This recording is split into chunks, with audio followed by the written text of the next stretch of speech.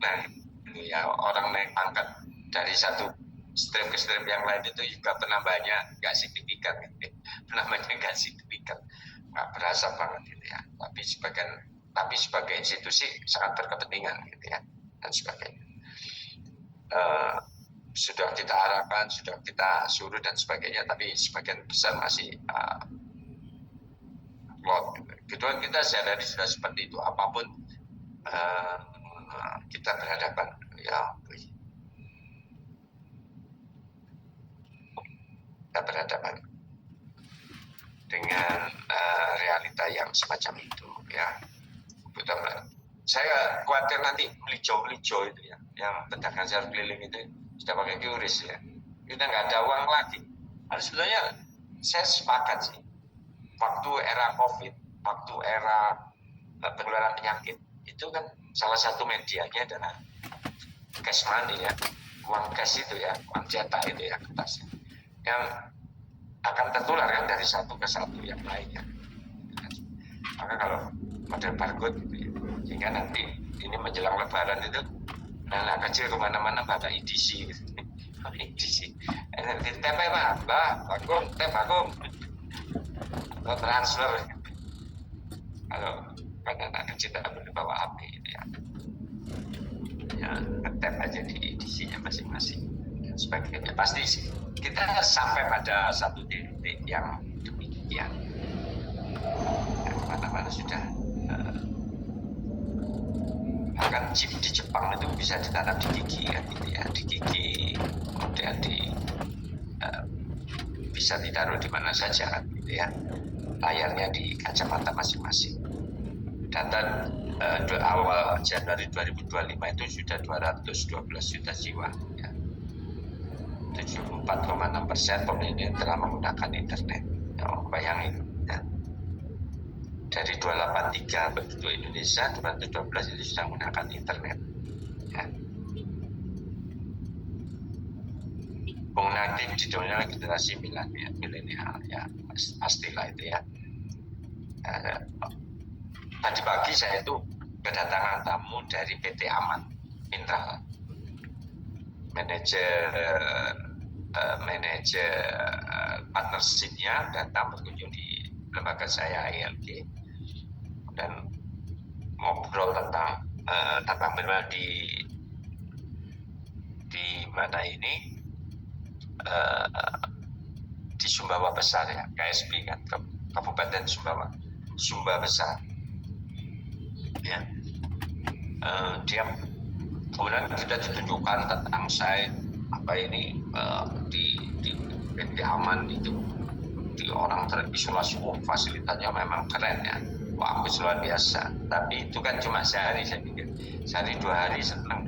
Tapi kamu mulai seminggu, 2 minggu, 3 minggu, sebulan kamu di sana yang jauh dari mana-mana ya, orang kemudian jadi masalah. Padahal tadi juga diceritakan tentang semua ya, memang basisnya digital semua saya lihat. Tapi kan kalau terus menerus ya di mana-mana yang namanya tambang itu pasti ada impact-nya ya. Tidak hanya impact lingkungan tapi juga impact sosial. Apa itu? Salah satunya katanya adalah adanya kubu-kubu malam Pak ya, ini. Nah, ini yang susah gitu ya. Keluarga jauh yang nggak berkeluarga, jauh keluarga ini kan mungkin di koloninya bisa kesehatan terjaga, tapi bagaimana yang mereka yang tinggal dari luar atau di luar, atau ada yang memilih untuk tetap tinggal di kabupatennya, dia milih di situ karena dia butuh kehidupan gitu ya. Uang mungkin banyak, tapi kalau nggak nyapa orang apa artinya gitu ya. Kamu punya uang tapi nggak bisa beli macam-macam ya, uang itu nanti gitu ya, kecuali memang kamu orang-orang terkecil dan sebagainya. Saya melihat teknologinya pengembangan kan ya, tapi PT Aman ini untuk di Kabupaten Sumba Besar itu akan habis di tahun 2030 itu mineralnya, salah satu adalah tambang emas ya. Nah ini sedang bergeser. Poinnya bukan di situ, tapi Indonesia luar biasa ya, maksud saya ya. Sampai orang mau investasi sebegitunya, saya lihat itu kan kota dalam kota. Kalau Anda pergi ke privat itu negara dalam negara kan gitu. Atau Anda pergi ke Panbil. Panbil itu saya pernah rapat di sana. Atau saya memang kerja sama Panbil. Panbil itu ada sifatnya cetak air, bikin air sendiri, listrik sendiri, ya. Kemudian keamanan betul-betul kayak sebuah ada kebun binatang, ya. Apa ada danaunya, ada betul-betul negara yang unik, yang aneh. Ada orang dari Kementerian Perindustrian dan Perdagangan itu kaget, loh di Batam itu ada kayak gini. Gimana Anda ini yang keluarkan izin untuk kegiatan industri nggak tahu ini kan ironi gitu ya. Indonesia dengan di era yang seperti sekarang. Jadi potensinya Indonesia ini Masya Allah luar biasa dengan kekayaan alamnya ini. Makanya saya selalu bilang Indonesia nggak ada alasan untuk ada orang miskin. Ya, nggak ada orang miskin Indonesia dan sebagainya. Ya. Ya. Nah, tema kita berkaitan dengan literasi digital, yaitu kemampuan untuk mengakses, memahami, membuat, mengkomunikasikan, dan mengevaluasi informasi melalui teknologi yang biasa diterapkan dalam kehidupan ekonomi ya dan kehidupan sosial kita ya. Dan ada banyak hal yang menarik berkaitan dengan literasi digital ini ya. Mungkin sebagian teman sudah memahami membicarakan literasi digital itu berarti membicarakan 4 hal ini ya. Bagaimana cara literasi digital di jalan, maka 4 hal ini harus menjadi program utama untuk mengembangkan literasi digital. Apa yang digital skill? Ya, kemampuan di dalam penguasaan teknologi, digital safety, keamanan dalam digital, digital etika di dalam menggunakan digital, dan digital untuk terbentuknya budaya digital dan kehidupan kita sehari-hari. Digitalisasi pada waktu pertemuan awal saya dengan saudara, saya juga digital itu kan cuma alat aja. Pada dasarnya manusia itu kalau perlu ya tetap muka, physically, ngomong gitu ya. Kalau digital itu sebagai keunggulan, mestinya universitas top di Indonesia itu mana? UT ya. UT itu lahir kan sudah puluhan tahun, tapi kan tetap ya kalau di overclassnya kan masih kalah dengan kampus-kampus konvensional seperti ini gitu ya. Nanti manusia itu butuh ketemu ya, interaksi dan sebagainya. Saya bantu digital itu ya. Digital ini kan teknologi komunikasi, misalnya teknologi HP atau handphone saudara itu kan mendekatkan yang jauh dan menjauhkan yang dekat. Ya, kalau kumpul saudara itu memang ngomong masing-masing ya, dengan HP-nya masing-masing, dengan orang di ujung sana ya. Kita suibu, keluarga saudara nanti lebaran kelihatannya kumpul. Selama masih pegang HP jangan berharap, maka harusnya itu disita. Begitu masuk di rumahnya mau dipanggung semua HP dikumpulin ya, sehingga ada interaksi. Kalau enggak hidup dengan dunianya masing-masing.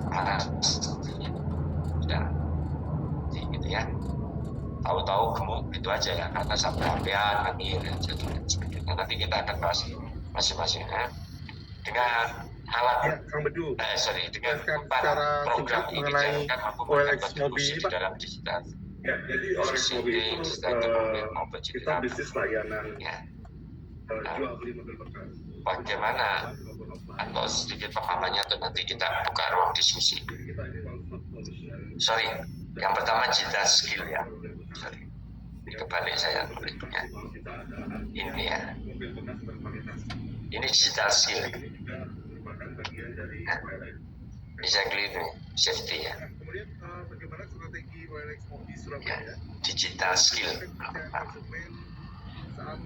Apa itu? Berkaitan dengan kemampuan individu dalam mengetahui, memahami, dan menggunakan perangkat keras dan perangkat lunak. Ya, seperti saudara saya ini punya kemampuan digital.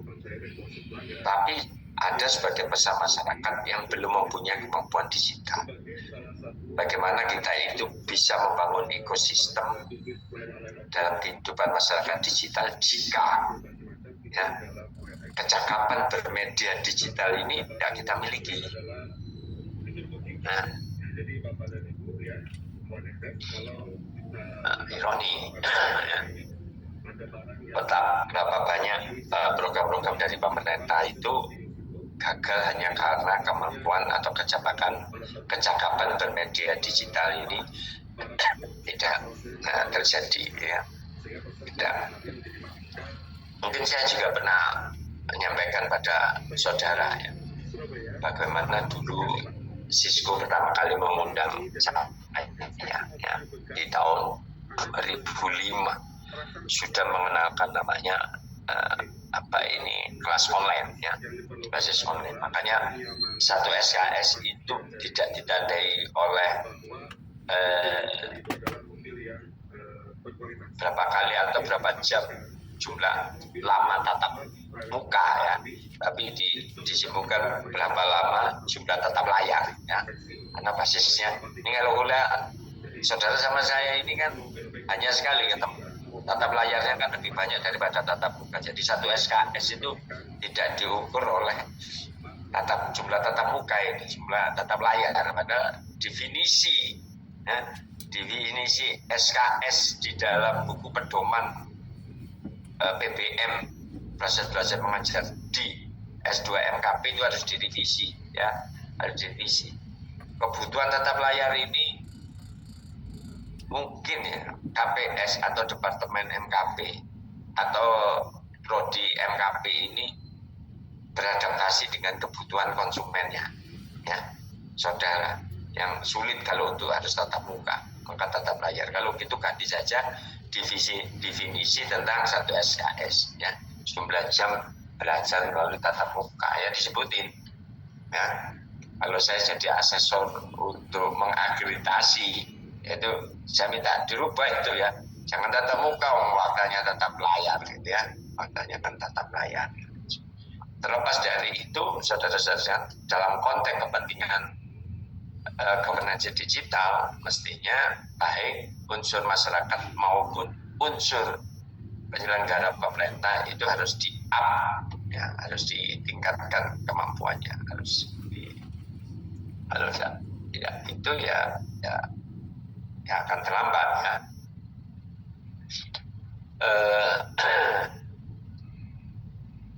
Anda kenal negara Myanmar, ya, atau Burma, ya, Myanmar itu pada waktu Jenderal Bin, ya, Bin itu mengudeta sipil, kemudian memimpin pemerintahnya dengan otoritarisme militer. Itu laporan dari PBB, ya, UN itu dalam kurun sekian tahun aja Myanmar itu sudah tertinggal oleh negara lain, bahkan itu sampai tertinggal 20 tahun. 2 tahun aja 20 tahun. Kalau dengan negara ASEAN yang lainnya rata-rata dia sudah tertinggal 10 tahun. Hanya karena membatasi penggunaan informasi dari masyarakat, ya.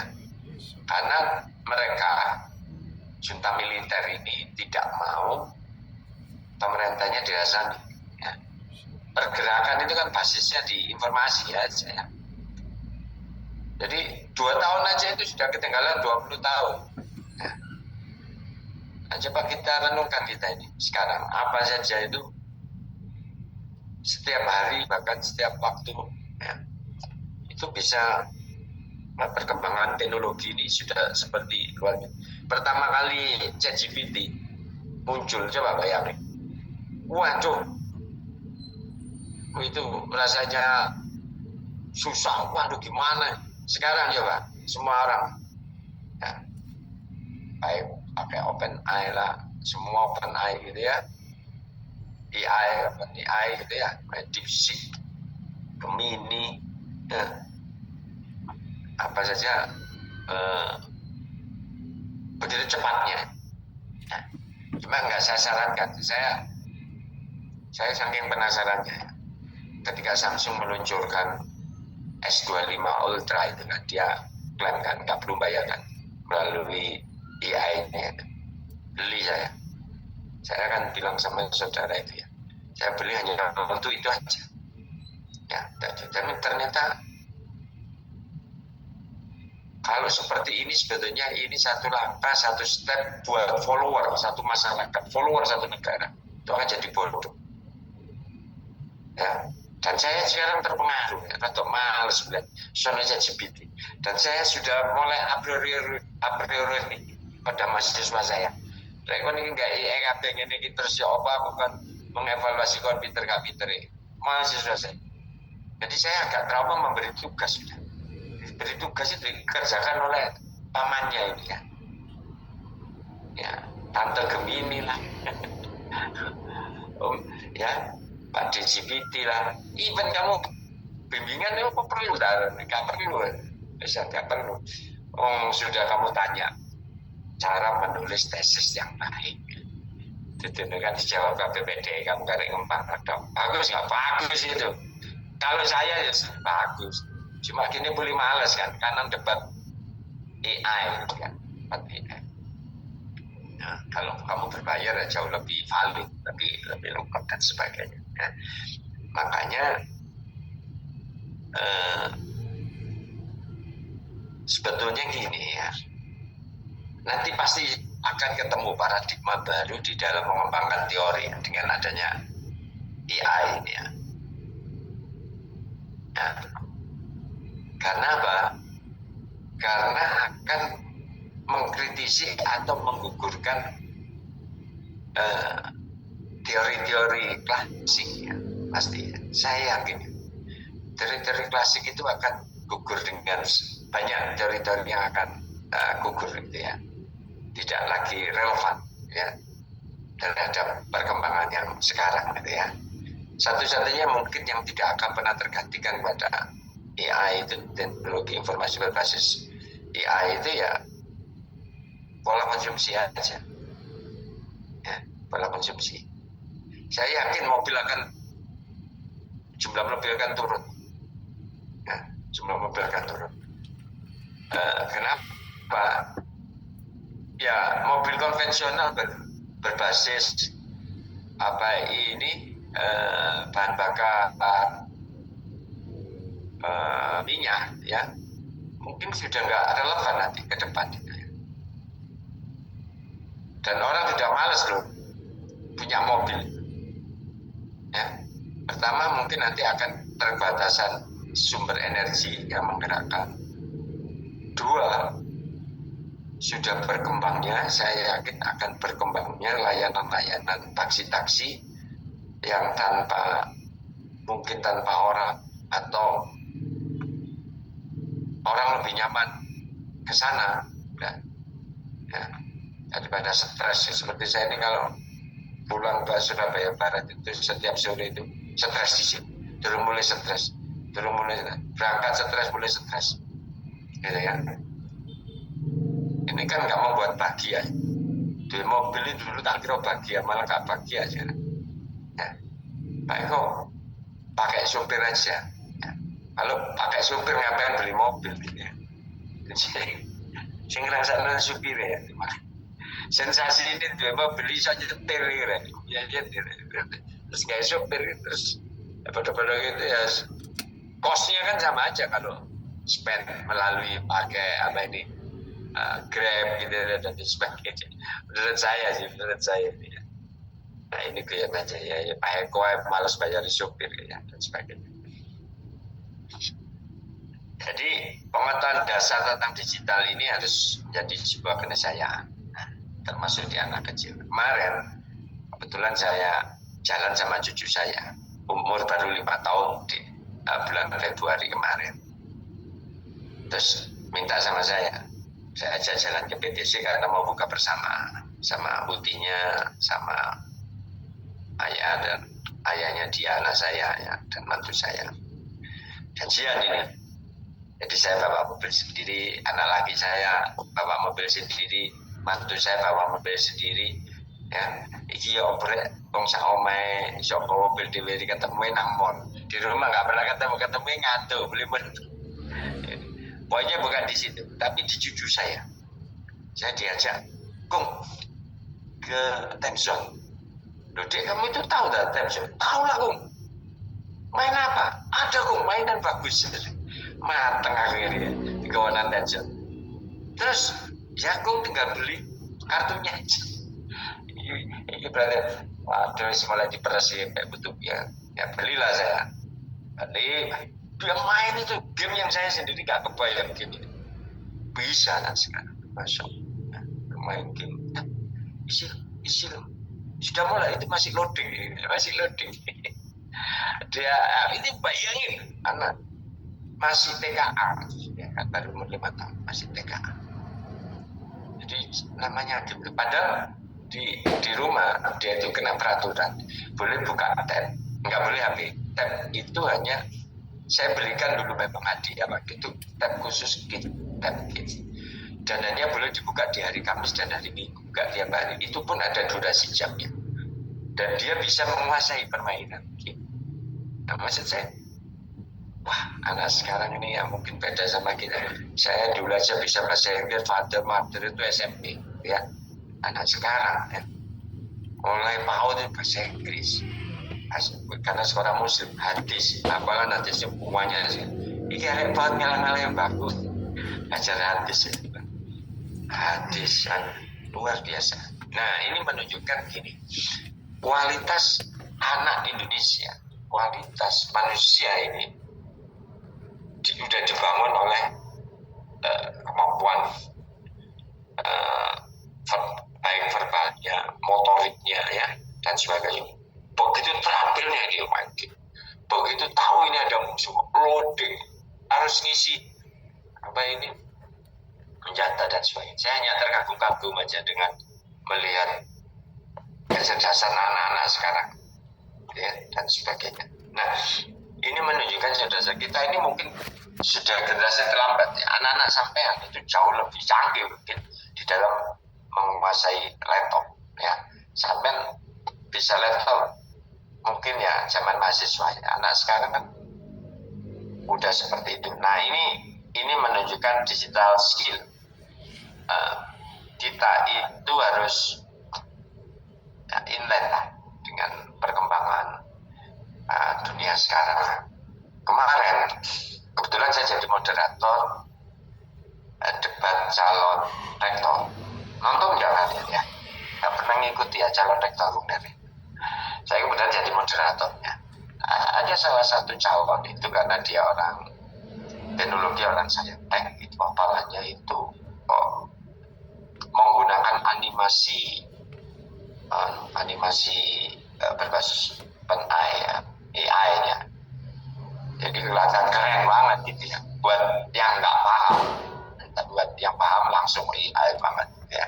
Ada dua. Ada dari satu dari vokasi menggunakan memanfaatkan teknologi untuk apa ya, mempresentasikan dirinya ya, dan itu luar biasa ya, kemampuan karena sebagai masyarakat kampus ya automatically itu menjadi bagian yang tak terpisahkan gitu ya. Cuma problemnya adalah seberapa banyak ruang-ruang publik atau ruang-ruang pendidikan, penyelenggaraan proses pembelajaran itu memberikan proses edukasi terhadap masyarakat di dalam menyerap perkembangan teknologi. Maksudnya gini, kamu kalau belajar teknologi itu kan hanya di kampus, atau kalau kamu mau sedikit punya waktu, buka laptop, buka HP, kemudian itu pun kan kamu harus bertahap. Tapi kan tidak ada di ruang-ruang publik bahwa digital skill ini harus di-up itu di mana saja, itu kan hampir tidak ketemu. Pendampingan layanan publik itu kan tidak ketemu. Saya belum ketemu. Mungkin saudara sudah pernah menemukan corner-corner tempat orang itu kita tidak ketemu. Sehingga harus, kalau memang digital itu bagian dari kehidupan dan kita harus dan kita harus mengikuti sebagai bentuk kemampuan adaptasi kita kalau kepingin berubah. Mestinya ya, pengetahuan peningkatan digital skill itu tidak perlu berbayar, tidak perlu ada karena ini kan pasar orang yang gini, kamu mengembangkan teknologi, tapi kalau orangnya itu nggak paham teknologi kan nggak bayar produk. Jadi pasarnya itu harus dia ciptakan, nggak boleh bayar, gratis. Benar maksud saya? Kan nggak ada, semua berbayar. Atau ruang-ruang khusus, atau ruang tertutup. Harusnya pasarnya itu diciptakan oleh pengembang teknologi itu sendiri, supaya barangnya terjual. Kalau kita punya kemampuan kan automatically mau beli produk, sampai mau mengembangkan iPhone 16, mau mengembangkan S25 Ultra, tapi orang nggak paham tentang itu, karena penting produk saja. Itu yang ditulis, yang dilakukan oleh Bill Gates sebagai filantropi. Dia menginvestasikan hartanya di akhir tahun 79 ya. Jadi akhir tahun 70-an ya, menjelang 80, untuk memberikan subsidi kepada atau memberikan bantuan kepada penanganan anak-anak kecil supaya bebas dari polio. Kan ditanya, Anda itu menginvestasikan sekian triliun, kalau Bang Indonesia itu untuk polio itu kan nggak nyambung dengan Anda mengatakan apa kata Bill Gates. Karena mereka itulah yang nanti akan menikmati teknologi saya dan yang membeli teknologi saya. Jadi pasar itu harus diciptakan. Nah, jadi buat saudara-saudara, mana yang harus terbayar dan harus ada kontabilisasi atau kompensasi, mana yang harus diberikan, itu harus dimakan. Jadi mestinya para operator seluler itu menyelenggarakan kursus-kursus gratis, tim pendamping gratis, ya di mana-mana. Ini kan malah enggak ya, saya agak kecewa ya. Saya di salah satu operator itu malah gerai-gerainya itu ditutup, ya digabungkan untuk kepentingan efisiensi. Nah, pasar kan kamu yang ciptakan mestinya supaya orang beli HP baru, kok malah gerai kamu tutup itu apa? Untuk konsultasi itu. Itu kan nggak nyambung kalau di dunia ekonomi ya dan sebagainya. Nah, ini isu pertama, artinya kemudahan di dalam meningkatkan kemampuan digital yang diselenggarakan, yang diberikan oleh pemerintah itu tidak inline. Jadi maksud saya kan gitu, pemerintah itu menyuruh SPBE, sistem pembayaran elektronik, tapi proses edukasi masyarakat itu nggak masif, itu loh maksud saya. Harusnya kan masif, harusnya kan gratis terus menerus, kan gitu. Membangun itu kan harus diciptakan itu supaya SPBU jalan, gitu ya. Kalau enggak kan percuma. Ya. Nah itu berkaitan dengan salah satu problem digital skill. Isu berkaitan dengan digital skill ini di dalam pemerintah atau pemerintah daerah adalah kebijakan yang mendukung ya, kemampuan masyarakat untuk meningkatkan dalam hal penguasaan digital itu relatif minim. Menurut saya relatif minim. Kurikulum yang dikembangkan baik SD, SMP, SMA misalnya sebagai kelompok dasar dalam penguasaan digital jarang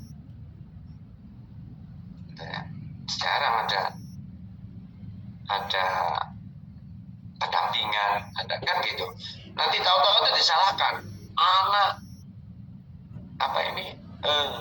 melakukan kekerasan karena sudah memegang HP, anak melakukan kejahatan karena sudah dapat mencari HP, anak melakukan seksualitas yang buruk karena ada. Tapi kan tidak ada ya, ruang-ruang publik yang mengajarkan tentang digital skill. Nah, yang nanti berkaitan dengan etik dan sebagainya, himbauan orang Indonesia diimbau semakin untuk dilanggar. Peraturan dibuat kan untuk dilanggar. Boleh percaya boleh enggak? Sampai tahu stopan lampu merah, kuning, hijau. Apa kamu kira kamu kalau kuning itu persyaratan berhenti? Ingin tahu saya? Begitu kuning, makanya dulu begitu kan dulu sempat ada angka ya traffic light itu kan ada angka. Itu malah bater-bateran menjelang 3 sekian detik masih ono kesempatan. Ya Pak bayang, mana pelajarannya hijau jalan, merah berhenti, kuning persiapan untuk berhenti. Tapi faktanya dilarang injak rumput, malah diinjak. Full merah, belum masuk tol. Keresli, penasarannya bangsa ini itu luar biasa. Itu dapat apa itu di belakang? Pintu khusus karyawan. Ya kabel Roti. Makanya sampai adalah istilah lewat pintu belakang. Anehnya bangga. Yang sarung dari Mas Yudi. Contoh cari SIM. Nggak dapat. Roti. Roti. Kuning gak main. Buang nggak? Tiap hari Bisa Jumat lewat dapat tinggi. roti. Buang nggak? Curang itu banget. Anak belum cukup umur, belum bisa dapat SIM, tapi dapat SIM dengan mencuri umur. Dengan bangganya dia, aku es duwe. Ya, bagus. Jatuh bangga. Itu yang membuat. Aku tak screenshot tok. Nah, ini salah satu isu. Mungkin ada yang mau diskusikan berkaitan dengan kebijakan kita di dalam mendukung kecakapan bermedia digital. Oh no. Tapi puter balik gak iso. Ya nanti kalau Mas sudah pulang, aku pulang, yo kamu tak jemput. Tidak ada ya, semua everything is okay ya. Faktanya demikian ya. Itu belum ada ruang-ruang publik yang bebas. Ya, yang kita itu bisa masuk. Aku mau tidur. Apalagi nanti kalau sudah biometrik. Sekarang kan face recognition itu kan sudah ini ya. Kan waktu saya panitia PINAS itu atau forum rektor itu, karena kebetulan saya pernah jadi sekjen forum rektor. Awalah sakit-sakitan. Itu konferensinya itu sudah pakai FR semua. Ya, supaya absen itu kan gampang ya dan sebagainya. Ya kan boleh tanggung jawab. Tapi kan belum semua ya, belum semua sistem penyelenggara berbasis face recognition ya. Oke, baik. Kalau sudah meningkat kemampuan digitalnya, mampu menguasai semua orang tuane iku ya apa? fitur-fitur yang ada di dalam sebuah aplikasi yang dikembangkan dan sebagainya. Loh, Hal yang karena perlu aku tiap hari diperhatikan nyopain digital safety ini ya. Mungkin kita semua sering mau pelatihan gak berkaitan mau dengan sama aku. safety ini, kemampuan dalam mengenali, mempolakan, menerapkan, menganalisis, menimbang, menjadikan kesadaran perlindungan data pribadi dan keamanan digital dalam kehidupan sehari-hari. Ini. Iya, tak kapokane menilai gede. Kalau kamu misalnya sebelumnya nggak punya HP, begitu punya HP, punya uang, langsung beli HP yang sebetulnya itu ada syarat dan ketentuan berlaku. Saya sarankan sebetulnya orang yang nggak punya HP atau punya HP pertama kali itu harusnya beli yang monokrom, yang analog. Ya. Kenapa? Untuk membangun chemistry. Duduk. Wah, telat Pak. Langsung aja seri terbaru. Nggak pernah punya HP, begitu HP langsung beli iPhone 15 atau 16 atau Ultra. Tak jamin geblak. Wagen, karena nggak tahu banyak itu. Ayam satu ekor aku. Gegeran mesti anaknya. Gegeran ke bapaknya. Apa ya? Kadang-kadang ya susah. Ya, ada. Belum lagi masalah orang pasti itu nanti kamu dapat satu saat itu saya dapat laporan di email saya ada upaya ya aku tak goreng pembobolan makanya kan sering ya, ada juga pernah ngalamin pembobolan ada upaya paksa untuk masuk di email saudara. Bayang, kalau email ini sudah kena, hanya persoalan waktu aja, uang kita itu pindah tempat. Karena tempat konfirmasinya di email. Ya kan, tempat konfirmasinya itu di email. Nah, atau konfirmasinya di apa ini di SIM card. Ya, physically SIM card. Nah, Tak kirim gambar Google Map ngono digital safety ini menurut saya ada peluang kalau kamu jadi cracker atau hacker atau jadi penjahat. Ini ada peluang Iki lho 11 menit ono. untuk bisa orang yang menghindari email Lah wong abang jingkrang tapi kok dia ngono. menggunakan SIM card Ono untuk dua membobol. kecelakaan. Biasanya autentifikasinya kan Mau habis pintu lewat, masuk sama SMS ya. tengah-tengah Kalau nggak itu WA. ada lagi, ada dua. Tapi sekarang orang kan nggak mau lewat email kadang lupa password kan macam-macam lewat Aku itulah. mau puter Tapi balik. sekarang ada potensi itu gampang melalui apa? Kalau lewat SIM. Lah aku puter balik terus ngopi. Cloning. Enggak. Salam. Enggak, cloning sudah terlalu. eSIM. Kamu eSIM itu kamu pegang nggak fisik? Nggak ada. Nah, di mana itu? Jadi dia begitu bisa masuk, sekali bisa masuk ke cloudnya eSIMmu. Sekarang nilai dua farkani wakil ya. Entah kan? Coba. eSIM itu makanya kalau HP-HP baru kan baterainya udah bisa eSIM. Tapi kan di Indonesia ini itu pertumbuhannya rendah. Ya. Karena potensi dibobolnya rendah, tinggi. Kadang nggak di kita eSIM-nya. eSIM. Jadi bukan parno, mungkin pikiran kita itu jahat. Jadinya itu sama-sama penjahatnya itu, oh ini akali ya, gitu. Sama waktu HP pertama kali ada apa ini kamera depan selfie. Kalau kita dulu nelpon bisa video call, itu HP nggak ada yang laku di Hong Kong. Kenapa?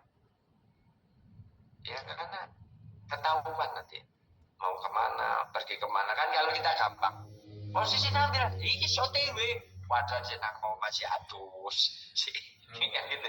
Gitu romo pomo, OTW, tahu OTW gitu. Ya, padahal gampang kan video call aja kan gitu ya. Kan ketahuan OTW nggak OTW, tapi kan nanti di Hong Kong itu nggak laku. Masih ya.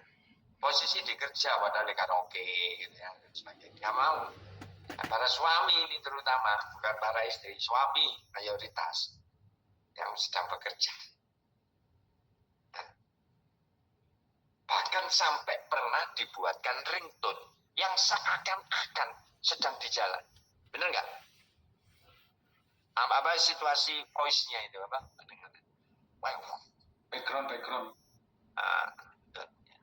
Background. Bayangin, itu kan berarti anak pikiran jahat. Apa maksudnya?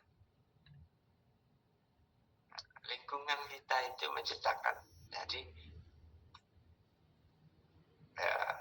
apa ini dibuat untuk diakali dalam manusia. Manusia itu konon kan katanya manusia itu kan separuh iblis. Iya kan?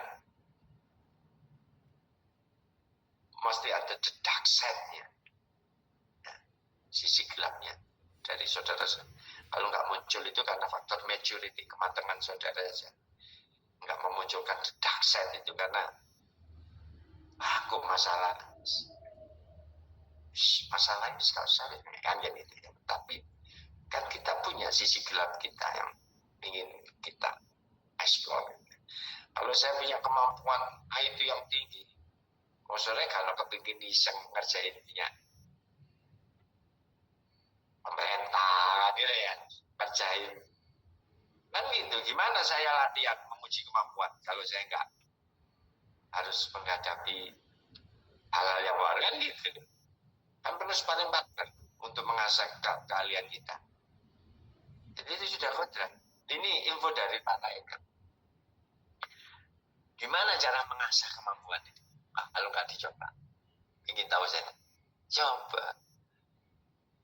Nah, itu ya. Jadi ini seperti buah simalakam, saudara-saudara sekalian. Makanya kalau punya uang, ojo kumpul di satu tempat, banknya. Ya, diajarnya sudah susah sih. Saya kumpul satu tempat, sekali dibobol hilang. Mungkin bank, satu-satu bank, jenis bank. Yang kecil dibobol itu ya BPR, dalam bidang teknologi. Tapi dibobol, fraud, pengelolaan bodoh aja. Tapi di bidang teknologi, bank perkreditan rakyat itu loh ya, bank kecil itu basis teknologinya kan gak kuat. Kemungkinan dibobolnya kecil, cuma dibobol sama pengelolanya ya. Kode baik bojo ya, masuk mulut buaya, menghindar mulut buaya masuk mulut singa, dan sebagainya. Supaya repot ya, karena kejahatan dan kebaikan dan kejahatan itu berjalan seiring, berjalan seiring. Semakin canggih teknologi kita, ya semakin canggih penjahatnya. Semakin canggih penjahatnya. Karena ya tadi mengasah. Oh bikin gini, dulik terus sampai wah kelemahannya di sini, banknya di sini guys. Gitu. Itu wes ciri khas. Makanya ada bawang merah dan bawang putih. Ya. Itu sudah suatu manusia ya, dan sebagainya. Nah, gimana caranya kita ini? Saya tidak berani menjamin bahwa kita harus mempunyai kemampuan aman dalam bermedia digital. How-nya itu pertanyaan saya. How? Bagaimana? Ya, karena kalau masih maga-maga, nanggung-nanggung, ya wes tergantung provider atau tergantung pengembangnya saja. Kita terus percayakan saja. Orang sampai kalau download aplikasi kan mesti ada pertanyaan. Diizinkan nggak? Begitu diizinkan, begitu mengakses galeri saudara. Tanpa sadar kan kita itu kadang juga men-screenshot email, meng-screenshot untuk disimpan gitu ya, password, men-screenshot m-banking kita, men-screenshot apa benar. Padahal kan sudah declare. Pasrah lah. Jadi digital safety ini ditambahi fatalisme, kepasrahan, ya dan sebagainya. Ya setidaknya sampai di sini yang punya WA-nya menerapkan keamanan sistem 2 langkah.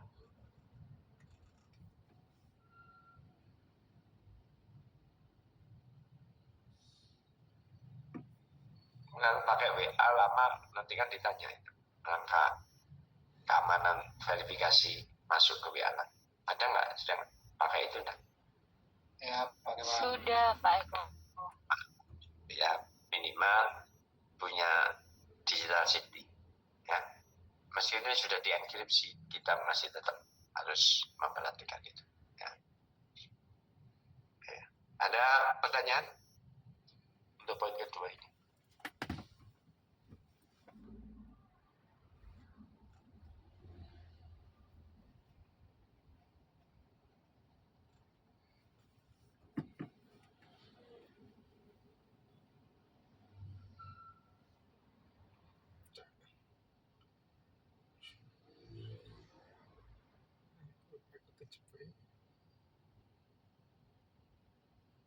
Bentar ya, saya dihubungi berapa?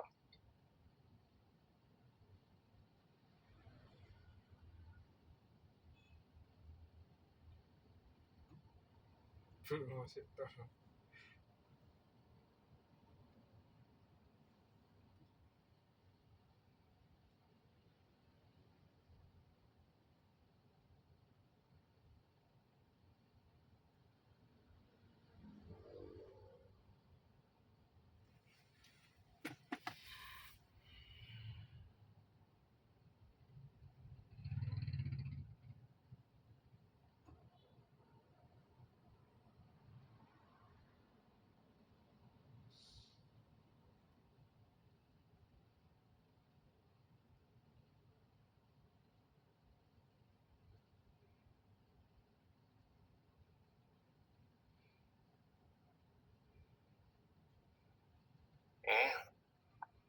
kalau nggak ada kita lanjutkan. Nah, ini digital etik ini problem terbesar kita. Ya. Kemampuan individu dalam menyadari, mencontohkan, menyesuaikan diri, merasionalkan, mempertimbangkan dan mengembangkan tata kelola etika berinternet dalam kehidupan sehari-hari. Ini problem di kita, digital etik. Ya kan? Negara itu bisa perang loh gara-gara ini. Kampung bisa tawuran gara-gara digital. Remaja bisa bertengkar gara-gara digital etik. Ya, komentar dan sebagainya, ya, password dan sebagainya. Karena apa?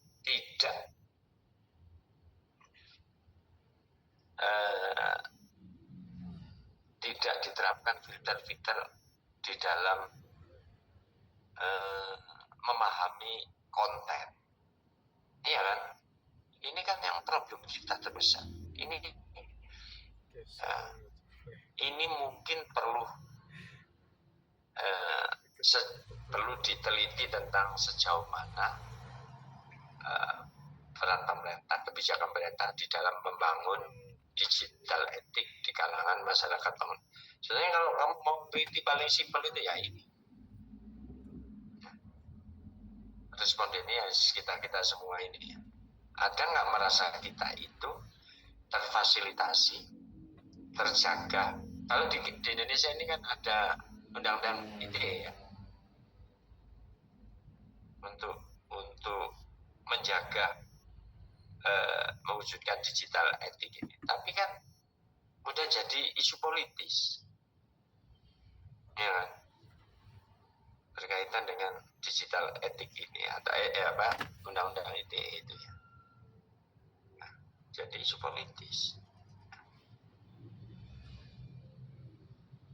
Orang kita itu pagi hari itu, kalau grup kita itu banyak namanya ucapan selamat pagi itu, mungkin 60-70% kabeh jam sampai.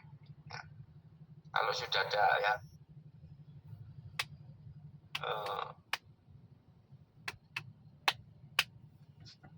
yang bingung itu gini, kalau ada yang meninggal, ucapan innalillahi masuk wong itu kan nang grup itu kabeh innalillahi tuh. Padahal ya keluarga yang meninggal yang nggak ada di situ, yang meninggal juga ya namanya meninggal ya, yang meninggal juga. Tapi coba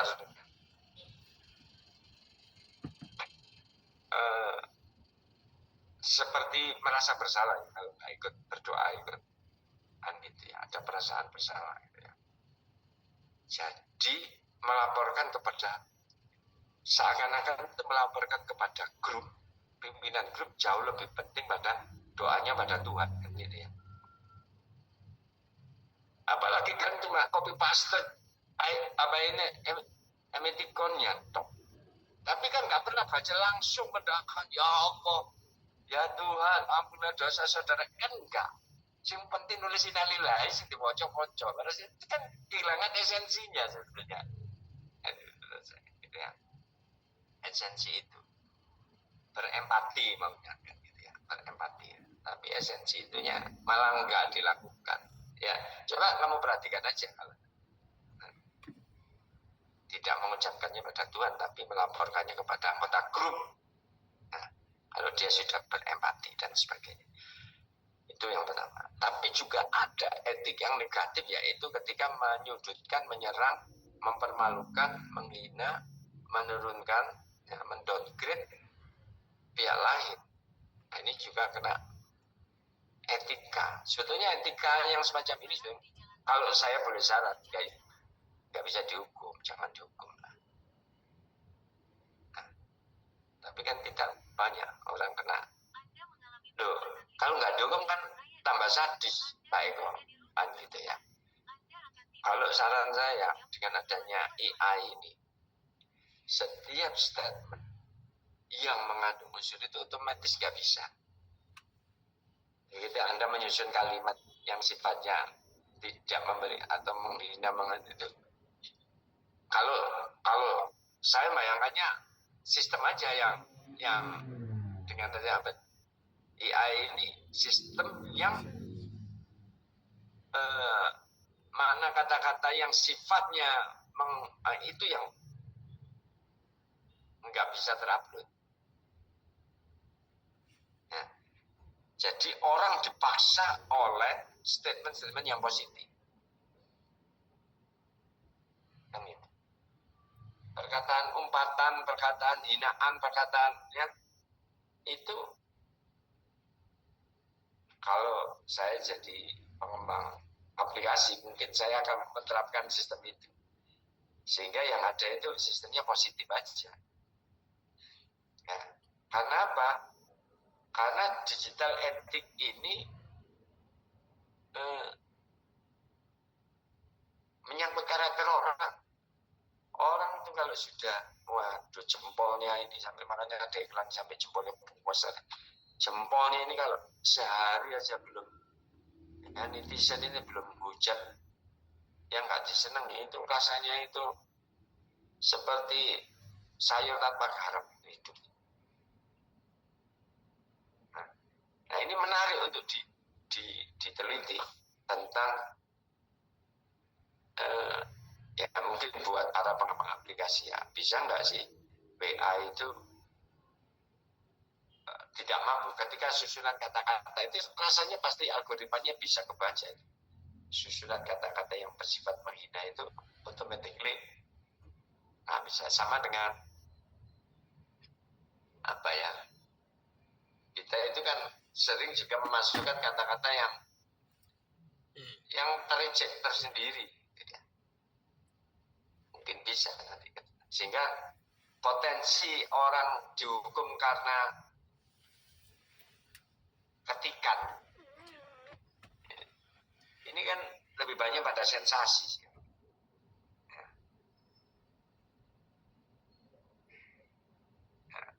Berinteraksi mencari sensasi, mencari panggung, senang melihat orang lain susah. Padahal itu nggak menguntungkan di dalam konteks. Pada dasarnya manusia itu senang dipuji. Ya. Kalau kritik itu oke saya. Maksud saya itu mengumpat, itu nggak memungkinkan di situ. Di pilihan kata. Ini sekarang ada budaya baru yang kemudian menjadi biasa. Apa itu kata-kata apa? Anjir. Oh pesireng. Ada mahasiswa tanya pertanyaannya itu koncone ngilono koncone anjir ngene ditakon iki opo sih? Coba penerimaan kita pada kata-kata itu loh.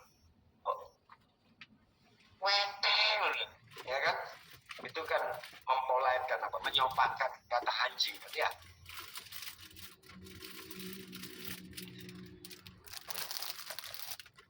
Ini itu biasa loh, coba kamu lihat. Kalau dulu kan gitu ya. Sekarang biasa loh artis itu mensosialisasikan ya. Sudah biasa menjadi kosakata baru bangsa ini misalnya. Ya.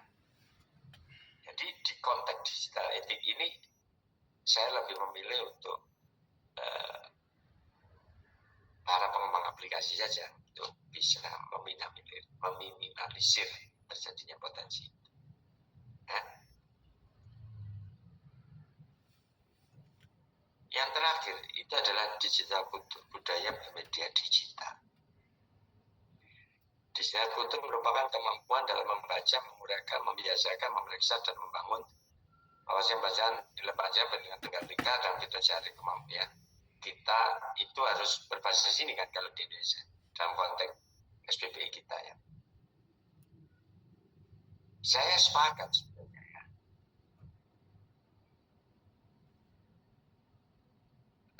Ada nilai yang dianut oleh satu komunitas dan bangsa atau seperti Indonesia ini Pancasila itu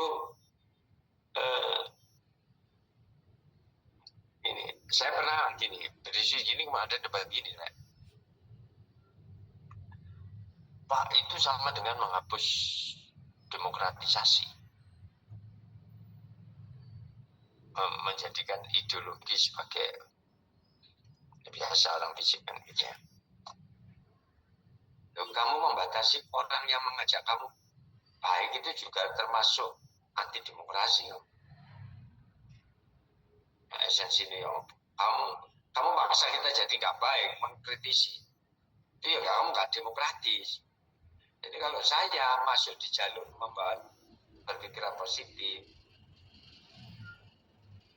karena gini, memuji itu, kalau orang itu kan ada sukanya nanti orang yang berbaik sama saya, masa saya tega untuk kan gitu ya, daripada wah sudah bapak mati lah ya kan gitu. Kan lebih baik kita itu baik sama orang lain baik. Nah, makanya guru itu pinter gitu, guru itu ya. Kalau ada orang tua ngambil rapat anaknya itu gak pinter, bodoh. Guru ini kan gak ngomong waktu ngambil, bu, gimana sih rahasianya kok punya anak jadi kok punya anak bodoh banget, itu kan gak mungkin gitu. Ya, mesti menggunakan kata conditional. If sebenarnya anak ibu ini pintar, cuma mungkin kurang latihan, itu kan kata ganti bodoh saja. Iya kan kondisional kan, kasus saja nih kalau itu pintar, berarti kan gak pintar ya jadi, kan sebenarnya ibu ini pintar, mungkin kurang latihan aja bu, kan gak mungkin, maaf bu, atau langsung gimana bu, rasanya punya anak bodoh, kan gak bisa gitu. Bodoh kok dipelihara sih bu, dibuang aja anaknya, kan gak gitu. Nah itu bu, kenapa itu nilai-nilai baik itu nggak bisa didigitalkan, jadi budaya kita gitu ya.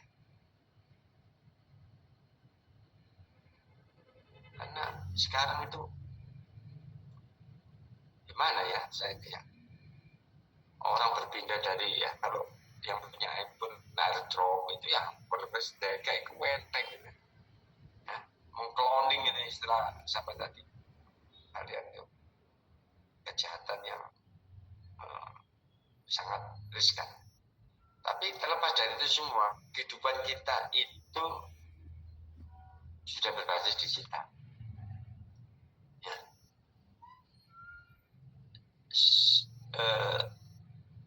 Ya ini sebuah keniscayaan yang nggak bisa dihindarkan.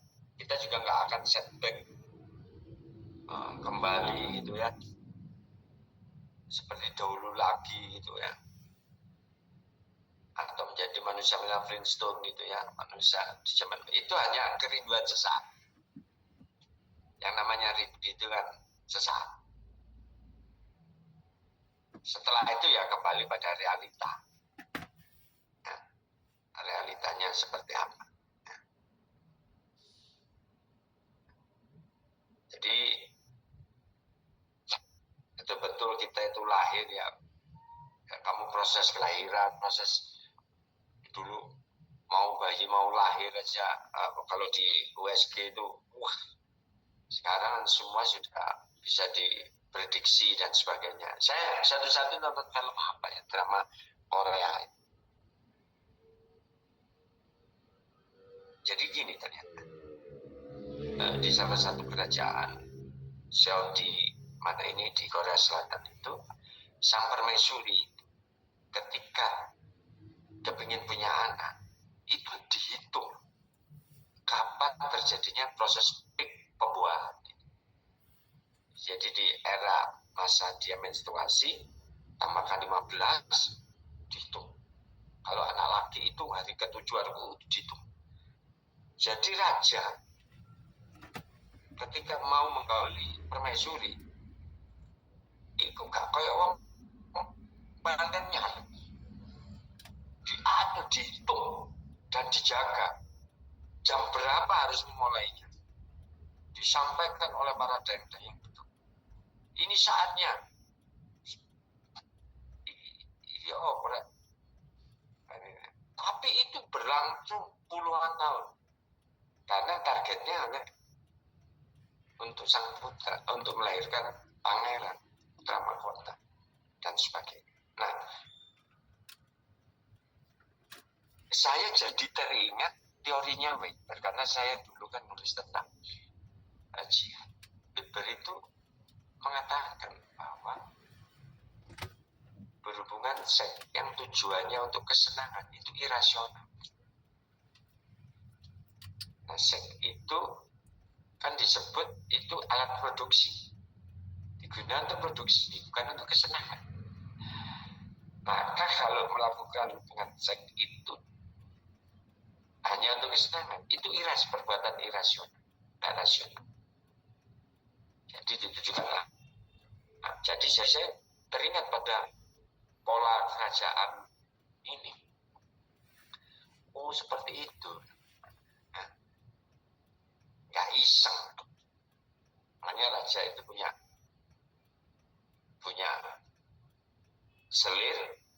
punya permaisuri, punya selir, punya dayang istimewa. Nah, dayang istimewa itu grade-nya belum selir. Ya, selir ini belum permaisuri, ya, dan sebagainya. Itu juga punya perlakuan dan berbeda dengan juga. Saya nggak berharap jadi rajanya, bukan ini. Cuma cara dia memproduksi orang-orang pilihannya itu betul-betul didesain sedemikian rupa. Nah, teknologi kita ini, ya, itu kan nanti itu kan bisa semua diatur itu. Kapan ini sel-sel telur terbaik, sperma terbaik itu kapan muncul, kan sekarang kan cukup, ya kan, jam digital saudara ini kan sudah bisa membaca itu semua sekarang. Ya, luar biasa hidup kita ini. Yang jadi masalah itu saat pembuahan terbaik tapi belum rapi, ya itu baru masalah ya, belum menikah. Ini ini jamnya pas sih Pak, hari jam pas. Kalau ngomong sone. Patur Pak. Apa? Patur makanya itu namanya patur. Rasulullah itu jika sudah saatnya wis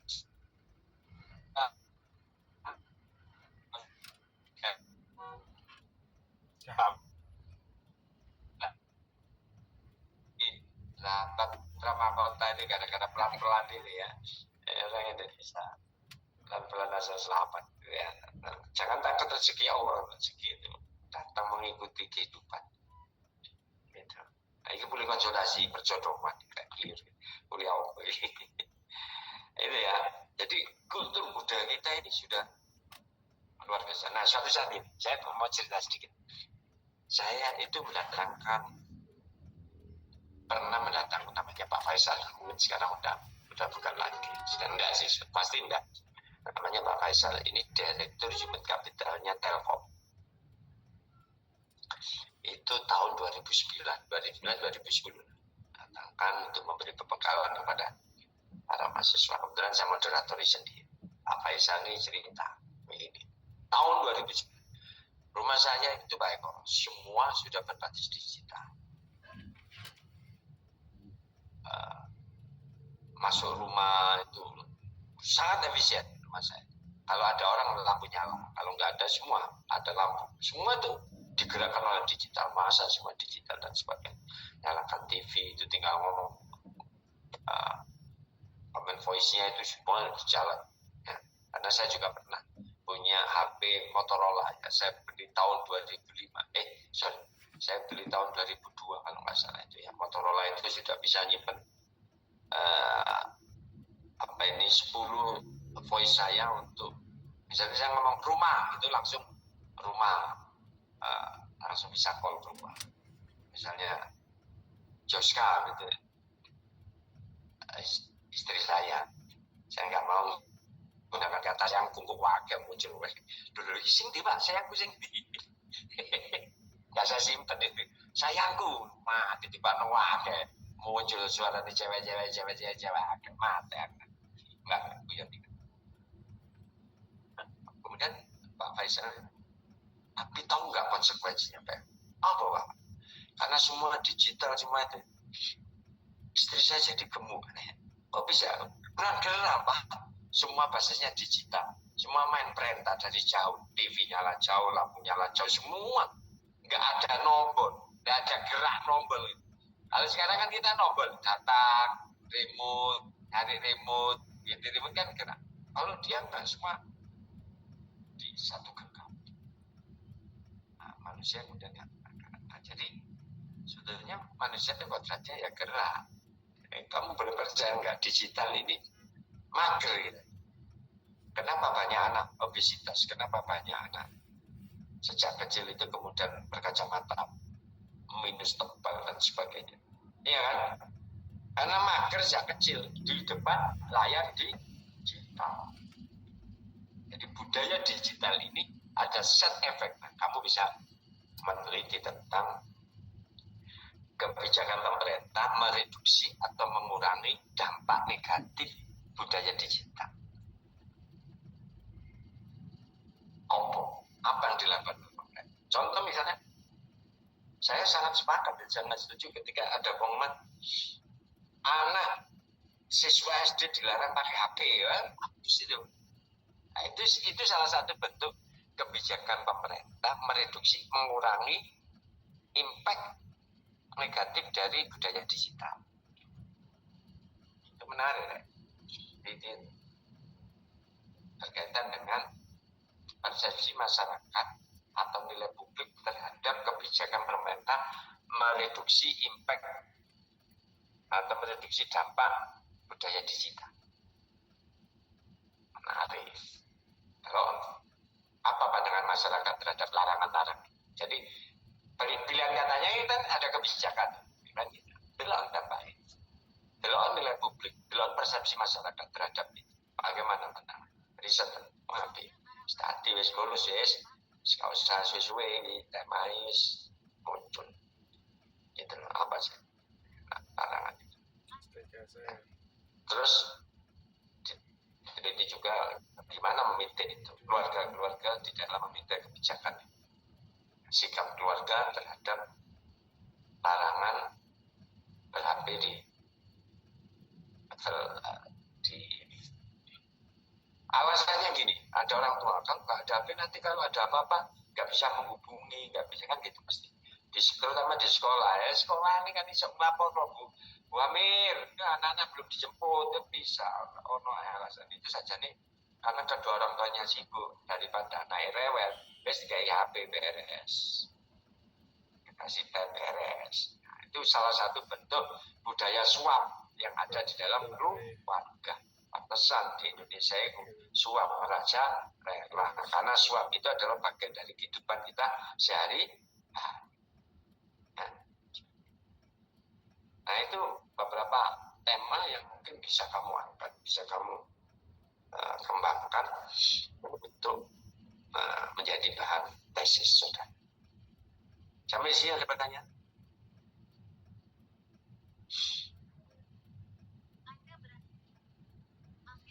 Nggak ada yang nulis tentang digital, tema-tema digital, kebijakan berbasis digital.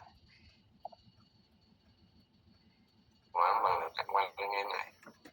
Isunya gampang, kasusnya gampang. Oke, nggak ada. Kalau nggak ada, saya kira kuliah bisa kita akhiri sampai sekian.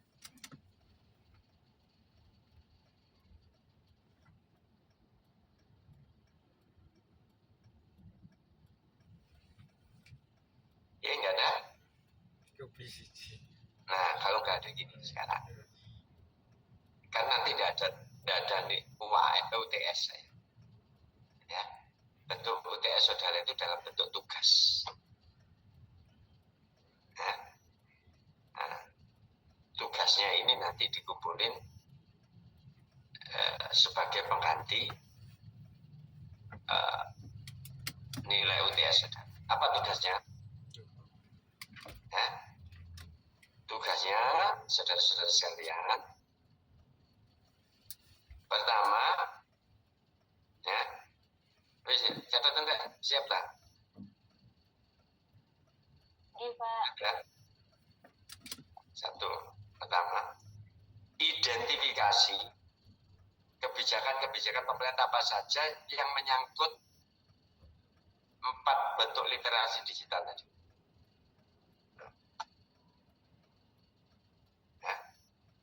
Baik menyangkut digital skill, digital safety, digital ethic, digital control. Pak, boleh nggak harus di level pusat, di level daerah boleh. Tapi kamu harus terus sebutin kebijakannya, kasih link, diperlink tentang bentuk kebijakannya apa, apakah peraturan daerah, apakah peraturan dinas, atau kalau di pusat ya keputusan presiden, penetapan presiden, keputusan menteri, dan turunannya. Itu 2 dari 4 yang tadi kan saudara udah melihat nih kebijakan-kebijakan apa sih yang mendukung upaya untuk digital skill, digital ethics, dan kultur ini. Kemudian yang kedua, identifikasi kelemahan dan hambatan di dalam menerapkan kebijakan tersebut.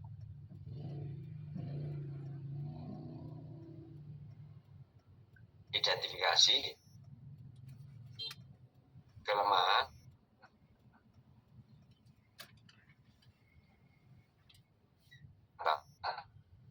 kebijakan tersebut.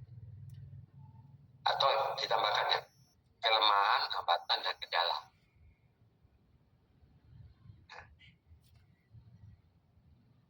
Oh, Bapak beda nih.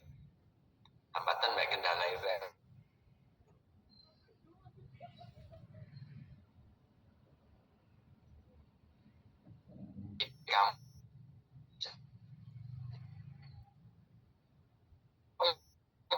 Saya itu malas belajar. Malas itu hambatan. Kenapa yang rendah? Iya Pak, dosennya karena masuk. Jadi faktor dosen nggak masuk, faktor dosen nggak enak jelas, no, buku perpustakaannya kurang, itu kendala eksternal. Jadi itu bedanya hambatan dan kendala. Kalau kelemahan, ya telona ini ciri-ciri.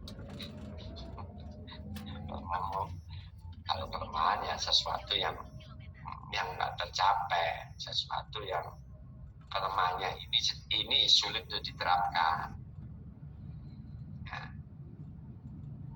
Ya. Jadi kamu lihat kebijakan itu kelemahan, hambatan, dan kendalanya. Yang terakhir, yang ketiga, rekomendasi apa yang bisa Anda berikan untuk mewujudkan atau untuk bisa mengimplementasikan kebijakan itu agar bisa jalan.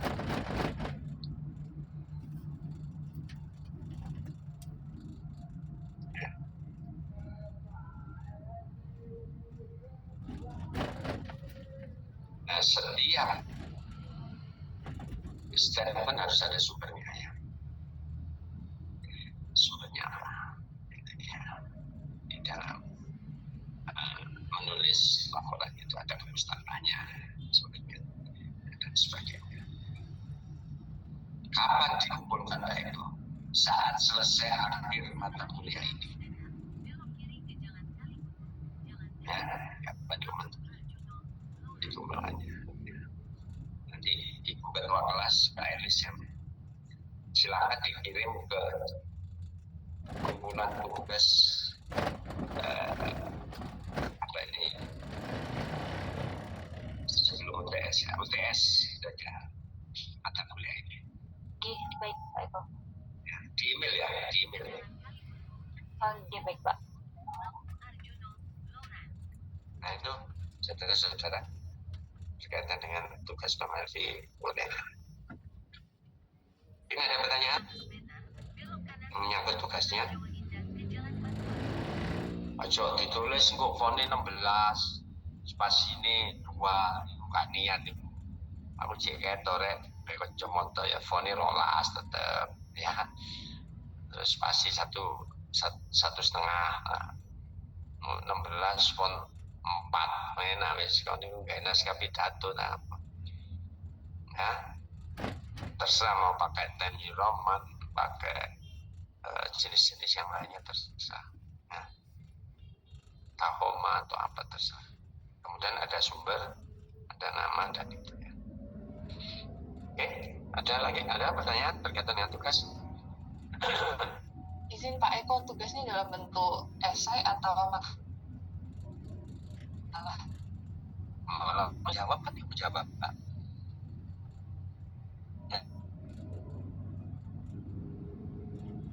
Ya, isi ya dijawab ya pertanyaan. Menjawab pertanyaan itu kan setiap pertanyaan tadi itu yang pertama kan kebijakan di masing-masing itu penting kebijakan ini nyangkut apa dan sebagainya ya kan itu aja. Terus menjawab pertanyaan rasa tebel-tebel dan saya yakin juga nggak tebel gitu ya, jadi nggak usah tebel gitu ya. 10 halaman itu sapi ya. Tapi ya juga tipis-tipis 1 halaman itu gak jawab itu kan ya sewajarnya lah ya. 7 halaman 7 halaman itu cover nomor 1, nomor 2 daftar isi kepustakaan ini 3 halaman, tadi jawabanmu merong halaman. Ya coba deh nak ketawa ya tetap wajar ya. Covernya nggak dihitung, cover dihitung, cover pak daftar isi ya jadi dihitung itu 7 halaman cover daftar isi di catat atau pustaka rong halaman, jadi jawaban itu rong halaman. Kan diskusinya banyak tadi, hambatan kendala di dalam menerapkan. Boleh di masing-masing daerah sama saya, kalau ada daerah yang saya senang kan memperkaya saya untuk ada kebijakan ini ya di daerah ini ya keren ya. Bagus. Oke, ada lagi Mbak? Cukup ya?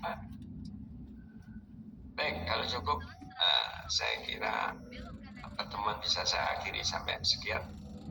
Suara saya sudah semakin serak ya, semakin kayak Frank Sinatra ini ya. Selamat yang berpuasa, selamat berbuka. Semoga puasa kita diterima Allah SWT. Assalamualaikum. Wis gorengane wis nyepak. Iki kuliah mek ngelirik teh.